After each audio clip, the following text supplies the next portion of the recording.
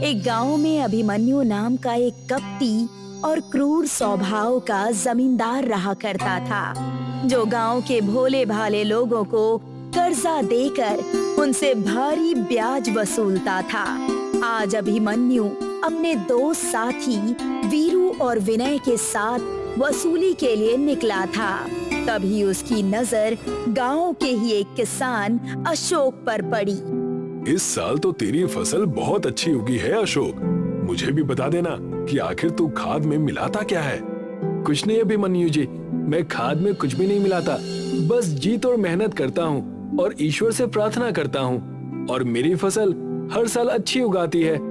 ये सब तो बातें हैं अशोक, सच तो ये है कि तेरी जमीन गांव की और जमीनों के मुकाबले उपजाऊ है। एक काम कर, तू अपनी जमीन को मुझे बेच दे, मैं तुझे जमीन की मुंह मांगी कीमत दूंगा। नहीं अभिमन्यु जी, ये जमीन मेरे पिताजी की निशानी है। उन्होंने इसी जमीन पर बड़ी मेहनत से हल चलाकर मुझे पाला पोसा और बड़ा किया है। मैं उनके आखिरी निशानी को कैसे बेच सकता हूँ? अशोक, मैं तुझे जमीन की 2 गुनी कीमत देने को तैयार था। उन पैसों से तू इस जैसी 2 और जमीन खरीद सकता था, लेकिन कोई बात नहीं, जैसी तेरी मर्जी। इतना बोलकर अभिमन्यु अपने दोनों साथियों के साथ वहां से चला गया और क्रोधित होकर अपने साथियों से कहने लगा, पता नहीं ये अशोक अपने आप को क्या समझता है। मैं उसे उसकी जमीन की 2 गुनी कीमत देने को तैयार था, फिर भी उसने मुझे अपनी जमीन नहीं बेची। ये तो आपका बहुत बड़ा अपमान है सेठ जी। भला आपकी बात को गांव में कौन काट सकता है, और न आज तक गांव में किसी ने आपकी बात काटी है। वीरू सही कह रहा है सेठ जी, अगर ऐसा ही हाल रहा ना तो इस गांव के लोगों के मन में आपका डर समाप्त हो जाएगा। तुम दोनों चिंता मत करो, अशोक की उपजाऊ जमीन पर मेरी बहुत समय से नजर है, लेकिन अशोक एक पढ़ा लिखा इंसान है। मैं उसकी जमीन जबरदस्ती नहीं छीन सकता, लेकिन छीनूंगा जरूर, क्योंकि मेरे दिमाग में जो योजना चल रही है, अगर वो सफल हो गई ना तो कुछ ही दिनों में उसकी उपजाऊ जमीन मेरे हाथ आ जाएगी। शाम को अशोक अपने घर आ गया। उसके परिवार में उसकी पत्नी अंजू और उसकी 10 वर्षीय बेटी निकिता थी। गांव में अशोक का मकान सबसे सुंदर बना हुआ था। अशोक के घर में उसका वफादार नौकर हरिया भी रहता था, जो अशोक के काम काज में हाथ भी बटाता था। आप आ गए मालिक। निकिता बिटिया कब से आपका इंतजार कर रही है। आप बैठिए, मैं आपके लिए गर्मा गर्म भोजन लगाता हूँ। आज मैंने भोजन में सब आपकी पसंद की चीजें बनाई हैं। कभी कभी सोचता हूँ हरिया कि अगर तुम नहीं होते तो मेरा क्या होता। सच तो ये है कि मेरे परिवार को तुमने ही संभाल रखा है। ये कैसी बातें कर रहे हैं आप। आपने मुझे अनाथ पर भरोसा किया, सड़क से उठाकर मुझे अपने घर पर लेकर आए और मुझे काम दिया, वरना मैं तो इस गांव में हर घर में धक्के देकर बाहर निकाला गया था। हरिया ने गर्मा गर्म भोजन परोस दिया। अशोक अपने परिवार के साथ भोजन करके सो गया। अगली सुबह उसकी पत्नी अंजू अशोक को घबराते हुए उठाती है। सुनिए जी, जल्दी उठिए जी। क्या हुआ? तुम इतनी घबराई हुई क्यों हो? मुखिया जी अभी अभी बोलकर गए हैं, अपने खेत में आग लग गई है। हरिया खेतों की आग बुझाने के लिए ही गया है। अंजू की बात सुनकर अशोक बुरी तरह से घबरा गया और वो खेतों की तरफ पहुंच गया, मगर उसने देखा कि उसके खेत जलकर राख हो चुके थे। अशोक बोला, हे भगवान, ये क्या हुआ? मैंने तो सरकारी बैंक से कर्जा ले रखा है। सोचा था कि फसल बेचकर अच्छी आमदनी होगी। अब मैं कर्जा कहां से चुकाऊंगा? नई फसल उगने में तो 6 या 7 महीने लग जाएंगे। चिंता मत कीजिए मालिक, एक उपाय है। कैसा उपाय? क्यों ना आप अभिमन्यु से कुछ पैसे उधार ले लीजिए और 6 महीने बाद उसे पैसे लौटा दीजिएगा। हरिया की बात सुनकर अशोक सोच में पड़ गया। ठीक है, मेरे पास इसके अलावा और कोई चारा भी नहीं। अशोक अभिमन्यु की हवेली में पहुंच गया। तुम्हारे साथ बहुत बुरा हुआ है अशोक। जिसने भी किया है ना, ईश्वर उसे कभी माफ नहीं करेगा। क्या तुमने पुलिस में रिपोर्ट दर्ज कराई? नहीं अभिमन्यु जी, पुलिस में रिपोर्ट दर्ज करने से क्या फायदा। अब गांव में सीसीटीवी कैमरे तो लगे नहीं हैं जो पुलिस उसकी तलाश कर सके, और मेरी गांव में किसी से कोई दुश्मनी भी नहीं है। मुझे तुमसे ये उम्मीद नहीं थी अशोक। तुम एक पढ़े लिखे और बुद्धिमान व्यक्ति हो। बोलो, तुम्हें कितने पैसे चाहिए? मुझे सिर्फ 50,000 रुपए की जरूरत है।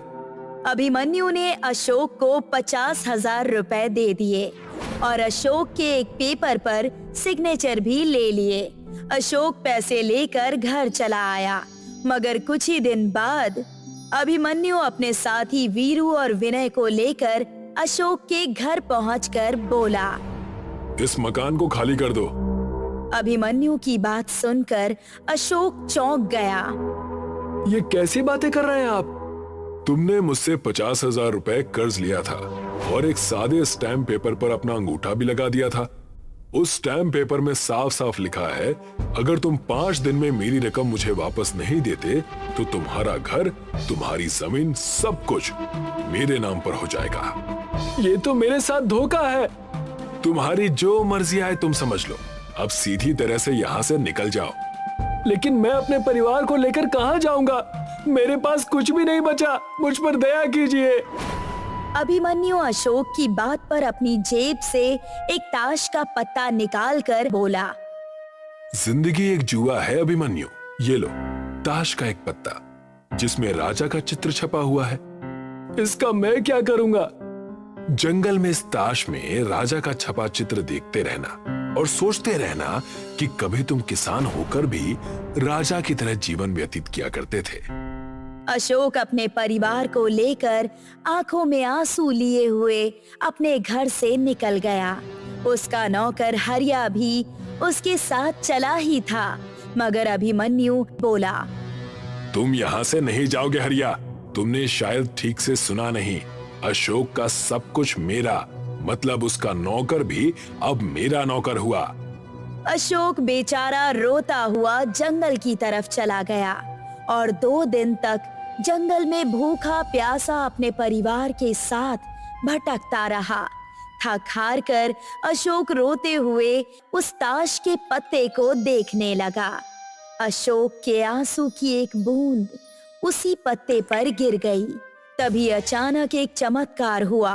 वो पत्ता जिसमें एक राजा का चित्र छपा हुआ था अपने आप उछलकर खड़ा हो गया और उसमें से रंग बिरंगी रोशनी फूटने लगी और ताश के पत्ते के अंदर का राजा अशोक के सामने बाहर निकलकर खड़ा होकर बोला, तुम्हारे आंसू तो वाकई सच्चे मोती हैं। तुमने तो कमाल कर दिखाया। अशोक बुरी तरह से चौंक गया। कौन हो तुम? जादुई ताश के पत्ते का राजा। जिस ताश के पत्ते को तुमने पकड़ रखा था वो कोई मामूली ताश का पत्ता नहीं था, बल्कि जादुई ताश का पत्ता था। इस ताश के पत्ते को वो कपटी अभिमन्यु एक साधु से छीन कर ले आया था। मेरा जादुई पत्ता किसी भी सच्चे इंसान के हाथ में जाता है और उसका एक आंसू अगर इस पत्ते पर गिर जाए तो मैं जीवित हो जाता हूँ। बोलो, क्या चाहिए तुम्हें? मेरा परिवार 2 दिन से भूखा है और रहने का कोई इंतजाम भी नहीं। जैसी तुम्हारी इच्छा। इतना कहकर उस राजा ने अपना हाथ घुमाया और हाथ घुमाते ही बेहद सुंदर ताश के पत्तों का महल बनकर तैयार हो गया। ये महल तुम्हारा है अशोक।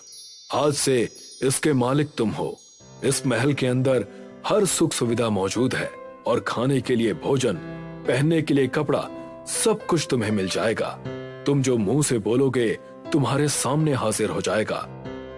अशोक अपने परिवार को लेकर उस जादुई ताश के पत्तों के मकान में रहने लगा। कुछ दिन बाद अशोक को जंगलों में उसके ही गांव के न जाने कितने लोग भटकते हुए दिखाई दिए, जिनके घर अभिमन्यु ने छीन लिए थे। अशोक ने उन सबको अपने घर में रहने के लिए स्थान दे दिया। सारे गांव में ये बात प्रसिद्ध हो गई। जब ये बात अभिमन्यु तक पहुंची तो वो क्रोधित होकर अपने दोनों साथियों से बोला, ये सब क्या है? तुम दोनों जाकर पता करो कि आखिर ये चमत्कार अशोक के साथ हुआ कैसे। मैंने पता कर लिया है।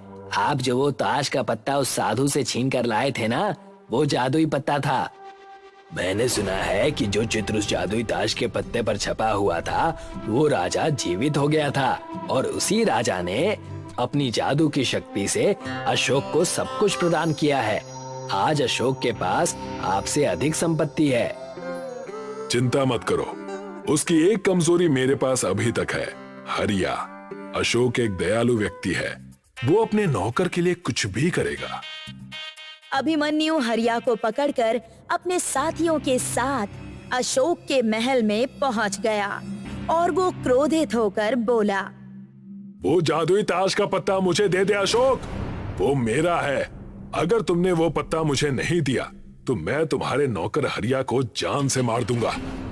मुझे बचा लीजिए मालिक, वरना अभिमन्यु मुझे जान से मार देगा। वो ताश का पत्ता इन्हें दे दीजिए। अभिमन्यु की बात सुनकर अशोक रहस्यमयी अंदाज से मुस्कुराते हुए बोला, अगर तुम्हें हरिया को जान से मारना है तो तुम उसे जान से मार सकते हो, मुझे उसकी कोई परवाह नहीं है। अशोक की बात सुनकर सब हैरत में पड़ गए। मुझे सब पता लग गया है अभिमन्यु, मेरे खेतों में आग किसी और ने नहीं बल्कि हरिया ने लगाई थी और मुझे जानबूझकर तुम्हारे पास जाने के लिए कहा उसने। यहाँ तक कि जब तुम मुझे धक्के देकर मेरे ही घर से मुझे बाहर निकाल रहे थे और हरिया को बुरा भला बोल रहे थे, वो भी सिर्फ एक नौटंकी थी, लेकिन फिर भी मैं वो जादुई पत्ता तुम्हें जरूर दूंगा। इतना कहकर अशोक ने वो पत्ता अभिमन्यु के सामने फेंक दिया। अभिमन्यु ने जैसे ही वो पत्ता उठाया वो जलकर राख हो गए। तभी ताश से वही राजा बाहर निकल कर आया। मुझे पता था कि ये एक दिन तुझसे पत्ता लेने जरूर आएगा। अब से इस पत्ते को तुम सदैव संभाल कर रखना। अशोक आज भी अपने जादुई ताश के पत्तों के महल में ही रहता है। सीतापुर नाम का गांव था। वहां गोपाल और उसकी पत्नी मालती अपना गांव ज्यादा कर्ज और सूखा पड़ने के कारण छोड़कर जा रहे थे। गांव के सरपंच ने उनकी जमीन उनसे ले ली थी। सरपंच साहब, थोड़ी सी मोहलत और दे दीजिए। मैंने मजदूरी करना शुरू किया है, मैं आपके पैसे जल्दी लौटा दूंगा। अब मैं और नहीं रुक सकता, तुमने सारे गांव से कर्ज ले रखा है। सरपंच ने उनका बचा खुचा सब कुछ ले लिया और उन्हें गांव से बेदखल कर दिया। एक छोटा सा घर बचा था, उन गांव वालों ने हमसे वो भी छीन लिया। मैं अब और करूं तो करूं क्या? जी मैं सुबह से चल रही हूँ, बड़ी धूप लग रही है, कृपा करके हमें कहीं रुक जाना चाहिए। बस थोड़ी सी दूर और एक गांव दिखाई पड़ रहा है, हमें वहां जाना चाहिए। वहां जरूर कोई ना कोई काम हमें मिल जाएगा। मुझे चक्कर भी आ रहा है और मेरे पाँव में चप्पल ना होने की वजह से छाले भी पड़ गए हैं। रुक जाइए ना। अच्छा चलो, एक पेड़ नजर आ रहा है, हमें वहां रुक जाना चाहिए। वहां रुककर बचा खुचा खाना खा लेते हैं। गोपाल और मालती उस गांव से ठीक थोड़ी सी ही दूरी पर एक पेड़ के नीचे विश्राम करने लगते हैं। थोड़ी सी सूखी रोटी है बस, अगर ये भी खत्म हो गई तो कहीं भूख से हमारे प्राण संकट में ना पड़ जाएं। तुम चिंता ना करो, हम थके हैं, हारे नहीं हैं, जरूर जीतेंगे। गोपाल और मालती ने अपने पास रखी सूखी रोटी खाई और वहां पर थोड़ा विश्राम करने लगे। तब गोपाल की नजर उन्हीं के पास एक बनते हुए घर पर पड़ी, जहां पर एक ठेकेदार अपने मजदूरों से काम करवा रहा था। मालती, वो देखो, वहां पर एक ठेकेदार नजर आ रहा है, शायद हमें वहां कुछ काम मिल जाए। आप चलकर बातें कीजिए, मैं आती हूँ।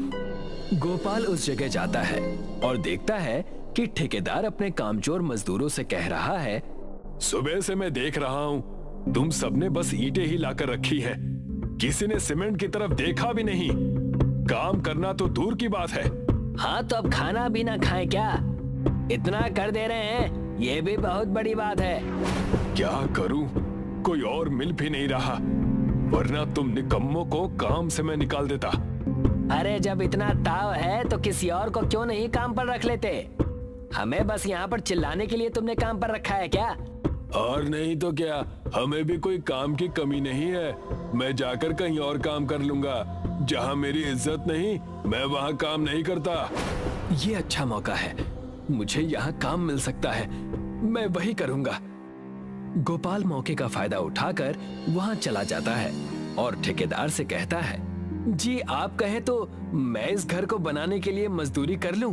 मैं आपसे वादा करता हूँ कि मैं काम बड़े ही मेहनत और लगन से करके दिखाऊंगा, कृपा करें। लगता है नया बंदर मिल गया। ये अगर मेरा साथ दे तो मैं इन कामचोर मजदूरों को भगा दूं और इसे ही रख लूं। हाँ हाँ, क्यों नहीं, तुम चाहो तो अभी इसी वक्त से शुरू कर सकते हो। बड़ी कृपा होगी मालिक, बस आप रहने खाने का बंदोबस्त करवा दीजिए। सिर्फ एक ही सिफारिश है आपसे। तुम उसकी चिंता मत करो, वो सब मैं देख लूंगा। तुम बस मेरा काम करके दे दो। ठेकेदार ने गोपाल की मजबूरी का फायदा उठाकर उसे अपने यहाँ काम पर रख लिया और गोपाल को एक छोटा सा झोपड़ा एक जंगल के किनारे पर दे दिया। मालिक बहुत अच्छे हैं, देखो उन्होंने हमें इतना संभाल दिया। हमारे भी अच्छे दिन आ गए हैं।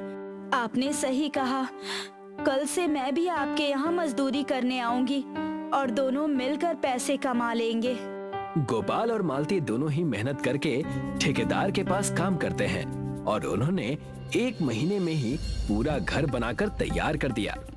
गोपाल और मालती अपने हक के पैसे ठेकेदार के पास लेने गए, लेकिन ठेकेदार ने उनसे कहा, कैसे पैसे? मैंने कहाँ कहा था कि पैसे दूंगा? मैंने तो बस खाने और रहने की बात की थी और अब मेरा घर बनकर तैयार है। ये तो हमारे साथ गलत हुआ है, आपने हमें धोखा दिया है। कृपा करें और हमें हमारे पैसे दे दे। मेहरबानी कीजिए और हमारे पैसे दे दीजिए। तुम मेरे पास चाहे जितना रो लो, मैं तुम्हारी कोई भी मदद नहीं कर सकता। और उस झोपड़े को भी खाली कर देना। मेरे पास दूसरे मजदूर हैं, उसे मुझे उन्हें देना है। गोपाल और मालती ने बहुत मिन्नतें की, लेकिन ठेकेदार ने उन्हें उस झोपड़ी से भी निकाल दिया। घर और पैसे ना होने की वजह से उन्हें फिर से रास्ते पर आना पड़ा। कुछ दूर घने जंगल में चलने के बाद, हमारी किस्मत बहुत खराब है। हमने क्या पाप किया है भगवान जाने, हमें ये सजा क्यों मिल रही है। जरूर पिछले जन्म में हमने कोई पाप किया होगा, वरना भगवान हमारे साथ ऐसा थोड़ी करेगा। अब तो ना खाने को खाना है, ना रहने की कोई जगह है। कुछ दूर और चलते चलते उन्होंने देखा कि एक पेड़ के नीचे एक बड़े से चील के बच्चे को जंगली सुअर परेशान कर रहा है। वो देखो, वहाँ पर कुछ जंगली सुअर चील के बच्चों को परेशान कर रहे हैं। हमें उन्हें बचाना होगा, कम से कम कुछ तो पुण्य कर ले हम। हट जा, हट हट। गोपाल उन सुअरों को भगा देता है, चील के छोटे छोटे बच्चों को बचा लेता है। तब उनकी माँ वहाँ आ जाती है और कहती है, शुक्रिया, तुमने मेरे बच्चों की सहायता की, ये मैं कभी नहीं भूलूंगी। अगर तुम ना होते तो वो मेरे बच्चों को और परेशान करते। तुम बात कैसे कर रही हो? ये कैसे हो सकता है? मुझे तो विश्वास नहीं हो रहा। मैं एक मायावी चील हूँ। मेरा घोंसला तेज आंधी और तूफान की वजह से उजड़ गया। अब क्या बताऊं बहन, घर तो हमारा भी उजड़ गया है। तुमने मेरे बच्चों की जान बचाई, ये लो ये उपहार मेरी तरफ से। उस चील ने एक बड़ी सी उड़ान ली और अपने शक्तियों के माध्यम से उन्हें एक बड़ा सा घोंसले का घर बनाकर दे दिया और कहा, एक बड़ा सा घोंसले का घर, इसमें तुम अपनी पत्नी के साथ रह सकते हो और अब तुम अपने गुणों और अपनी मेहनत से बहुत अच्छा घर और मकान बनाओ। अब से मैं तुम्हें आशीर्वाद देती हूँ कि लोग अपना घर तुमसे ही बनवाएंगे। इतना कहकर चील अपने बच्चों को लेकर उड़ गई। मालती और गोपाल के जीवन में मानो खुशियां आ गई। गोपाल उस घोंसले के घर में ही रहने लगा, जो कि विशाल था। देखते ही देखते गोपाल ने वहां पर अपना कारोबार भी स्थापित कर लिया। ये सब कुछ उस चील की वजह से हुआ है। हमने कितने सालों तक अपने घर का इंतजार किया था और अब देखो, पूरे गांव में हमारी ही चर्चा है। सब कोई हमसे ही घर बनवाना चाहता है। इसीलिए कहते हैं ना, सबकी मदद करनी चाहिए। जो प्राप्त है उतना ही पर्याप्त है। गोपाल और मालती के घोंसले के घर के बारे में उस कपटी ठेकेदार को पता चल जाता है और वो उनके बड़े से घोंसले के घर में अपने मजदूरों को लेकर जाता है। तुम दोनों जंगलियों की इतनी हिम्मत कि यहाँ आकर बस गए हो और मेरा व्यापार चौपट करने में लगे हो। तुम्हारी तो मेरे मजदूर तुम्हें सबक सिखाएंगे। बड़ा नाम सुना है तुम्हारे घोंसले के घर का। मेरे मजदूर इसे तोड़ गिराएंगे। इस घर को तोड़ दो, इनके सामान बाहर निकालकर फेंक दो। जी मालिक, अभी देखिए। ऐसा ना कीजिए, ये घर बड़ी ही मुश्किल से बनाया है हमने, ऐसा मत कीजिए। जैसे ही ठेकेदार के मजदूर वहां हमला करने जाते हैं, वहां एक मायावी चील आ जाता है और उन मजदूरों के सामने खड़े हो जाता है, जिसे देखकर ठेकेदार और मजदूर डर जाते हैं और उनके कदम अपने आप रुक जाते हैं। अगर तुम में से किसी ने भी एक कदम आगे रखा तो उसका बहुत बुरा अंजाम होगा। चील के इतना कहने से ही मजदूर और ठेकेदार डर जाते हैं। तुम्हें पता तो है ना कि चील कैसे लोगों की आंखों को निकालते हैं। मैंने सुना है कि चील आंखें निकाल लेते हैं। मैं तो चला, मुझे माफ करना गोपाल। ठेकेदार अपने मजदूरों को वहीं छोड़कर चील से डरकर भाग जाता है। तब गोपाल अन्य मजदूरों से कहता है, देखा तुमने कैसे तुम्हारे मालिक तुम्हें अकेला छोड़कर चले गए। मैं अब भी कह रहा हूँ, मेरे साथ हाथ मिला लो, मैं तुम्हें अच्छे पैसे और अच्छा काम दूंगा। ठीक कहा तुमने, अब हम हक की कमाई करेंगे। चील ने एक बार फिर उनकी मदद की और आसमान में उड़ गया। गोपाल और मालती अपने घोंसले के घर में खुशी खुशी रहने लगे। गोपाल उस शहर का सबसे बड़ा ठेकेदार बन गया और मजदूरों के साथ लोगों का घर बनाकर उन्हें देने लगा। बहुत दूर एक सुंदर गांव था। गांव में छुटकू नाम का मछुआरा रहता था। छुटकू नदी में झींगा और मछली पकड़ने का काम करता था। छुटकू दिन भर मेहनत करके झींगे मछलियां पकड़ता और शाम को उन्हें बाजार में बेच देता। फिर वो अपनी पत्नी मालती के लिए रबड़ी और मिठाई लेकर घर लौटता। मालती, स्वीट हार्ट, दरवाजा खोलो, मैं आ गया। अभी आती हूँ जानू। छुटकू और मालती में बहुत प्रेम था। छुटकू मालती के लिए रबड़ी मिठाई लेकर आता तो मालती भी छुटकू के लिए रोजाना कोई न कोई स्वादिष्ट पकवान बनाती। दोनों होने वाले बच्चे की तैयारी कर रहे थे। अगर लड़की हुई तो उसका नाम भी पीहू रखेंगे और लड़का हुआ तो उसका नाम मोलू रखेंगे। एक दिन मालती ने छुटकू से कहा, आप दिन भर घर पर नहीं रहते, मैं अकेले बोर हो जाती हूँ और दूरदर्शन पर कोई अच्छा प्रोग्राम नहीं आता। एक डिश टीवी लाकर दे दीजिए ना। Dish TV? सचिन चाचा का लड़का आकाश डिश टीवी लगाने का काम करता है। मैं उससे डिश टीवी लगाने के लिए कह दूंगा। कौन सी कंपनी की डिश टीवी अच्छी है वो जरूर जानता होगा। कुछ दिनों बाद छुटकू और मालती के घर एक अच्छी कंपनी की डिश टीवी लग गई। छुटकू के पड़ोस में बबलू नाम का आदमी रहता था। बबलू और उसकी पत्नी विमला दोनों महा आलसी थे। विमला, उठ जा और मछली भात बना ले, बहुत भूख लग रही है। तुम उठ जाओ और मछली भात छुटकू भैया के घर से मांग लाओ। थोड़ा रोने धोने का नाटक कर देना। बबलू छुटकू के घर पहुंचा और बोला, छुटकू भैया, मुझे और मेरी बीवी को बहुत भूख लग रही है। बचा खुचा खाना ही दे देंगे तो बड़ी कृपा होगी। परेशान ना हो बबलू भाई, हमारे घर चावल भी रखे हैं और ताजी मछलियां भी हैं। दोनों ले जाओ और पका लेना। नहीं छुटकू भैया, पका हुआ खाना हो तो दे दो, बड़ी मेहरबानी होगी, क्योंकि हमारे घर एलपीजी भी खत्म हो गई है। ठीक है बबलू, मैं अभी तुम्हें पका हुआ खाना ला कर देता हूँ। छुटकू और मालती का स्वभाव दयालु था, इसलिए आलसी बबलू और विमला उनका खूब फायदा उठाते थे। बबलू घर पहुंचकर विमला से बोला, छुटकू भैया के घर नई डिश टीवी लगी है। मालती टीवी पर बहुत बढ़िया फिल्म देख रही थी, फूल और कांटे। वे दोनों टीवी पर फिल्म देखें और हमारे घर दूरदर्शन देखने के लिए टीवी तक नहीं है। कितनी नाइंसाफी है। तुम किसी तरह छुटकू के घर से टीवी चुरा लाओ तभी हमारे साथ इंसाफ होगा। लेकिन मालती तो पूरे दिन घर पर रहती है, मैं टीवी चुराऊंगा कैसे? मैंने मोहल्ले की औरतों से सुना है कि अगले महीने मालती की बहन की शादी है। वही मौका होगा टीवी चोरी करने का। अगले महीने छुटकू और मालती शादी में चले गए तो बबलू ने उनके घर का ताला तोड़कर टीवी चुरा ली और बिल्कुल वैसा ही ताला दरवाजे पर लगा दिया ताकि किसी को शक ना हो कि घर में चोरी हुई है। कुछ दिन बाद जब छुटकू और मालती घर लौटे तो उन्होंने देखा कि टीवी घर में नहीं है। लगता है हमारे घर में चोरी हुई है, हमें थाने जाकर रिपोर्ट लिखानी चाहिए। थाने के चक्कर में पड़ना बेकार है, मैं तुम्हें दूसरी टीवी ला दूंगा। अभी बहन की शादी में इतना खर्चा किया है, अब नई टीवी? नहीं, बिल्कुल नहीं। तुम चिंता मत करो, मेरे पास पैसे हैं। छुटकू ने दूसरी टीवी खरीद ली। उधर बबलू और विमला दूरदर्शन पर आ रहे प्रोग्राम से बोर हो चुके थे।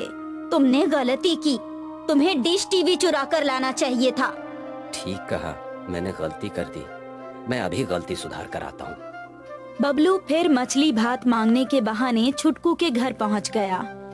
और छुटकू भैया, आपकी साली की शादी ठीक से तो हो गई ना? हाँ बबलू भाई, शादी तो ठीक से हो गई, लेकिन किसी ने हमारा टीवी चुरा लिया। ये तो बहुत बुरा हुआ।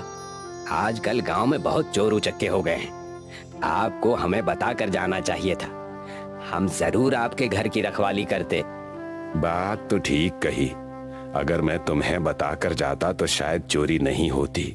भैया, हमारे घर पे अनाज खत्म हो गया है, क्या कुछ मछली भात मिल जाएगा? हाँ हाँ जरूर। बबलू ने देखा कि छुटकू के घर में टीवी आ गई है। उसका मन जल भुनकर रह गया। बबलू ने तुरंत जाकर अपनी बीवी को बताया।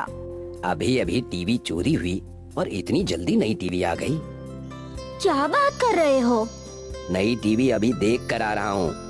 किसी तरह छुटकू की डिश टीवी चुराने की योजना बनाओ। तू चिंता मत कर, मैंने छुटकू के दिमाग में ये बात डाल दी है कि वो जब भी बाहर जाए घर को हमारी जिम्मेदारी पर छोड़कर जाए। एक दिन मालती के भाई का एक्सीडेंट हो गया। बबलू जरा दरवाजा तो खोलना। क्या हुआ छुटकू भैया, इतनी रात को क्या काम आ गया? बबलू, मेरे साले का एक्सीडेंट हो गया है, मैं 2 दिनों के लिए अपनी पत्नी के साथ बाहर जा रहा हूँ, जरा घर का ध्यान रखना। हाँ हाँ छुटकू भैया, आप निश्चिंत होकर जाइए। फिर क्या था, बबलू ने मौका देखकर रात में छुटकू की डिश टीवी खोलकर अपने घर रख ली। 2 दिन बाद जब छुटकू और मालती घर लौटे तो उन्होंने देखा कि डिश टीवी गायब है। छुटकू तुरंत बबलू के घर गया। छुटकू भैया, कल दिन में मैंने और मेरी पत्नी ने मछलियां पकड़ने में बहुत मेहनत की थी, इसलिए हम लोग रात में गहरी नींद सो गए थे। पता नहीं कौन कमबख्त आपकी डिश टीवी खोल कर ले गया। खैर, मुझे बहुत अफसोस है। छुटकू निराश होकर नदी में मछलियां पकड़ने चला गया। रास्ते में उसे एक साधु मिले। छुटकू हमेशा उन साधु महाराज के चरण स्पर्श करके आशीर्वाद लेता था। उस दिन भी छुटकू ने ऐसा ही किया, लेकिन छुटकू अपने चेहरे पर आने वाली निराशा को छुपा नहीं पाया। क्या हुआ बालक, इतने परेशान क्यों हो? क्या बताऊं बाबा जी, पहले मेरे घर चोरी हुई तो किसी ने टीवी चुरा ली, अब दोबारा चोरी हुई तो डिश टीवी चुरा ली। पता नहीं हमारे घर क्यों बार बार चोरियां हो रही हैं। मेरे ऊपर आर्थिक बोझ बढ़ता जा रहा है, बार बार नई चीजें खरीदने के लिए पैसे कहां से आएं? साधु ने अपनी चमत्कारी शक्तियों से छुटकू को एक डिश टीवी दी। ये एक जादुई डिश टीवी है जो अच्छे लोगों को पुरस्कार और बुरे लोगों को दंड देती है। तुम इसे अपने घर ले जाकर टीवी में फिट कर लो और फिर देखना ये कैसा कमाल दिखाती है। छुटकू ने वो जादुई डिश टीवी अपनी टीवी में फिट करके छत पर लगा दी। जैसे ही छुटकू ने टीवी खोली, टीवी से ढेर सारा सोना निकल पड़ा, जिससे छुटकू तुरंत ही करोड़पति बन गया। जब ये बात बबलू और विमला को पता लगी तो दोनों तुरंत जादुई छतरी मांगने आ गए। मुझे माफ कर दो छुटकू भाई, मैंने ही तुम्हारी टीवी और डिश टीवी चुराई थी। चाहे कुछ भी सजा दो, लेकिन बस एक बार अपनी जादुई डिश टीवी हमें दे दो। हम भी करोड़पति बनना चाहते हैं। छुटकू के दयालु दिल ने बबलू को एक दिन के लिए जादुई डिश टीवी दे दी। लेकिन बबलू ने जब जादुई डिश टीवी को अपनी टीवी में फिट करके टीवी ऑन की तो टीवी से ढेर सारे जानवर, शेर, चीता, भेड़िया बाहर निकलने लगे, जो बबलू और विमला के पीछे पड़ गए। बबलू और उसकी पत्नी अपनी जान बचाने के लिए गांव से बाहर भाग गए और डर के मारे महीनों तक वापस नहीं लौट पाए। मीरपुर नाम का एक गांव था। गांव में जग्गू नाम का भिखारी रहता था। जग्गू के 2 बच्चे थे, राजू और मिनी। पापा, क्या हम लोग हमेशा से गरीब हैं? नहीं बेटा, हम हमेशा से गरीब नहीं हैं। मेरे पिताजी यानी तुम्हारे दादा एक समृद्ध व्यक्ति थे। उन्हें एक बार जंगल में पनीर का घर मिला था। उस घर से कितना भी पनीर निकाला जा सकता था। पिताजी जादुई पनीर घर से पनीर निकालकर पास वाले पूरे शहर में पनीर बेचा करते थे। पनीर बेचकर मेरे पिता काफी अमीर हो गए। लेकिन फिर एक दिन गांव के मुखिया कबीर सिंह को जादुई पनीर घर के बारे में पता चल गया। भूपेंद्र, मैंने सुना है कि तुम्हें जंगल में कोई पनीर घर मिला है। हाँ मुखिया जी, मिला है, और उसी से मैं इतना अमीर हो पाया हूं। अब दौलत के मामले में कुछ ही दिनों में मैं तुम्हें भी पीछे छोड़ दूंगा। पूरी तहसील में जितनी भी डेयरियां हैं उन सबको मैं ही पनीर सप्लाई कर रहा हूं। इस पूरे गांव की हर चीज पर सबसे पहले मेरा अधिकार है। तुमने मुझे बिना बताए जादुई पनीर घर से खूब कमाई की है, इसलिए तुम्हें इसकी सजा मिलेगी। मुखिया ने पिताजी से उनका सब कुछ छीन लिया और उन्हें गांव से बाहर कर दिया। हालांकि पिताजी गांव के आसपास ही मंडराते रहे और जब किसी ने उन्हें काम नहीं दिया तो भीख मांगकर काम चलाते रहे। बेटा, तब से हम गरीब हैं। पिताजी, वो पनीर घर क्या अभी भी जंगल में है? नहीं, अब उस पनीर घर का कुछ पता नहीं है। जब मुखिया पनीर घर से पनीर निकालने पहुंचा तो वो घर गायब हो चुका था। तब से उस पनीर घर का कुछ पता नहीं है। किसी किसी दिन जग्गू के परिवार की बहुत बुरी हालत हो जाती। पिताजी, आज राजू को बुखार है। हम दोनों ने 2 दिनों से कुछ नहीं खाया है। कुछ खाने को लेकर आइए। हाँ बेटी, मैं अभी किसी के घर से कुछ मांग कर लाता हूँ। उस दिन जग्गू गांव के घर घर घूमता रहा, लेकिन किसी ने उसे कुछ नहीं दिया। जग्गू जब मुखिया के घर पहुंचा तो उसे घर के अंदर से गर्मा गर्म पराठों की खुशबू आ रही थी। मुखिया जी, दरवाजा खोलिए, मैं जग्गू हूँ। मेरे बच्चे बीमार और भूखे हैं, उन्हें कुछ खाने को दे दीजिए। जग्गू, तो फिर से यहाँ चला आया। चला जा यहाँ से, वरना अभी अपने नौकरों से कहकर तुझे गांव से बाहर निकलवा दूंगा। तुझे गांव में रहने दे रहा हूँ, इसे ही मेरी मेहरबानी समझ।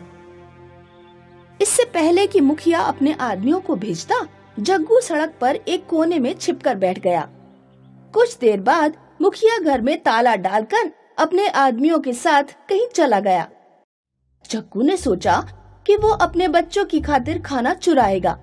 दीवार से कूदकर जग्गू मुखिया के घर में घुस गया। उसने 5-6 पराठे चुराए और भाग निकला। उस दिन जग्गू के परिवार का पराठों से पेट भरा। भरी दोपहरी में जब पूरे गांव में सन्नाटा था और जग्गू और उसके बच्चे सो रहे थे, तो अचानक किसी ने जग्गू के घर का दरवाजा तोड़ दिया। जग्गू और उसके बच्चे डर के मारे कांप गए। दरवाजे पर मुखिया और उसके आदमी डंडे लेकर खड़े हुए थे। जग्गू, तेरी इतनी हिम्मत बढ़ गई है कि तूने मेरे घर में घुसकर चोरी की। सीसीटीवी कैमरे में मैं तेरी सारी हरकतें देख कर आ रहा हूं। नौकरों, जग्गू की जमकर पिटाई करो और इन तीनों को गांव से बाहर फेंक दो। ऐसा कहकर मुखिया वहाँ से चला गया। मुखिया के दोनों नौकर जग्गू को बुरी तरह लाठियों से पीटने लगे। राजू और मिनी अपने पिता को इस तरह पिटते हुए नहीं देख पाए। दोनों ने अपनी अपनी गुलेल उठाई और मुखिया के आदमियों के सीधे सिर पर गुलेल से पत्थर मारा। दोनों आदमी अपना अपना माथा पकड़कर बैठ गए। अरे मार डाला रे! पिताजी जल्दी भागिए! तीनों लोग घर छोड़कर जंगल की तरफ भागे। मुखिया के दोनों आदमी उनके पीछे पीछे भागे। जग्गू कहाँ तक भागेगा? तुझे और तेरे बच्चों को मैं छोड़ूंगा नहीं। मुखिया के दोनों आदमी घायल शेरों की तरह जग्गू और उसके बच्चों के पीछे भाग रहे थे। ये हम किस मुसीबत में फंस गए पापा, अब क्या करें? जग्गू को लग रहा था कि वो और उसके बच्चे नहीं बच पाएंगे। तभी अचानक जग्गू और उसके बच्चों को पनीर का घर दिखाई दिया। तीनों लोग पनीर के घर में घुस गए। इससे पहले कि मुखिया के आदमी पनीर घर तक पहुँचते, पनीर घर गायब हो गया। पनीर घर में तुम लोगों का स्वागत है। इस जादुई घर से तुम जितना चाहो उतना पनीर निकाल सकते हो। क्या तुम वही पुराने पनीर घर हो जो मेरे पिताजी को मिले थे?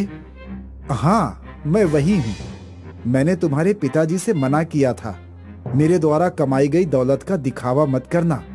अगर मेरे बारे में किसी को कुछ पता चल गया तो मैं गायब हो जाऊंगा।